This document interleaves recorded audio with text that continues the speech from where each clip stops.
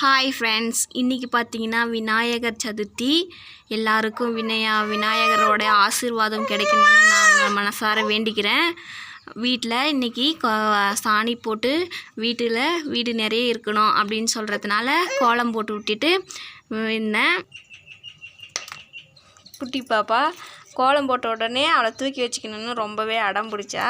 சரி, அவளை தூக்கி வச்சுட்டு இருக்கேன். இந்த பக்கம் பார்த்திங்கன்னா பெரிய பாப்பா இன்றைக்கி விநாயகர் சதுர்த்தி, அதுவும் தண்ணி காய வைமா குளிச்சுட்டு பின்னாடி பிள்ளையார் வைக்கிறாங்கள்ல, நாங்கள் அங்கெல்லாம் போய் டான்ஸ் ஆடிட்டு விளையாடிட்டு வரோங்க அப்படின்னு சொன்னால், சரி அதனால் தண்ணியை காய வச்சுட்டு என்ன பண்ணிகிட்டு இருக்கீங்க அப்படின்னு சொல்லிட்டு இவங்களை கேட்டேன்.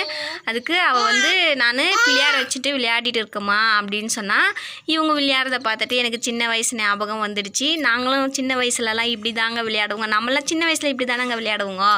அவங்களும் இந்த மாதிரி எங்கள் பாப்பாங்கெல்லாம் இந்த மாதிரி தான் விளையாடிட்டு இருக்கா. பாருங்க அவளை என்ன பண்ணுற சிந்து? விளையாடிட்டு இருக்க. என்னது?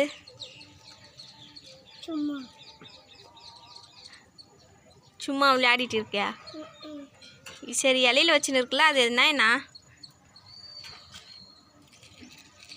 சாக்லேட்டு, முருங்கைக்காய், சோறு, குழம்பு. சரிதான். யாருக்கு? விநாயகருக்கா? சரி.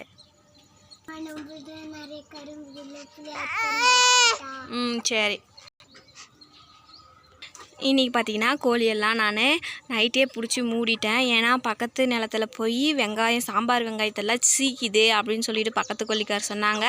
சரி, நம்மளால் எதுக்கு இந்த கோழியால் நமக்கு சண்டை நாத்துக்க அப்படின்னு சொல்லிட்டு நானும் கோழியெல்லாம் பிடிச்சி மூடிட்டேன். இவரை மட்டும் வெளியே, ராஜாவை மட்டும் நான் வெளியே விட்டுட்டேன். அவர் கூண்டை விட்டு வெளியே பக்கமும் கூட போகாத கூண்டவே சுற்றிட்டு வராரு.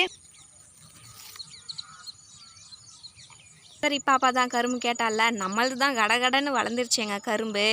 பொங்கல் அப்போ தை மாதம் வெட்டுற கரும்பு இப்போவே நம்மளது கடகடன்னு வளர்ந்துட்டு அந்த கொனையிலெல்லாம் துளிர் விடுது.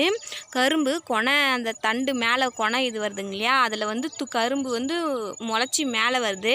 சரி, இதுக்கு மேலே விட்டால் கரும்பு இதாகாது அப்படின்னு சொல்லிட்டு வெட்டிடலாம் அப்படின்னு சொன்னேன். அதனால் பாப்பா பிள்ளையாருக்கும் கரும்பு கொடுமா அப்படின்னு சொல்லிட்டு அவள் கேட்குறா. ஓகே ஃப்ரெண்ட்ஸ், உங்களுக்கு இந்த வீடியோ பிடிச்சிருந்தா லைக் பண்ணுங்கள், ஷேர் பண்ணுங்கள், கமெண்ட் பண்ணுங்கள், எங்களோட சேனலுக்கு சப்ஸ்கிரைப் பண்ணுங்கள்.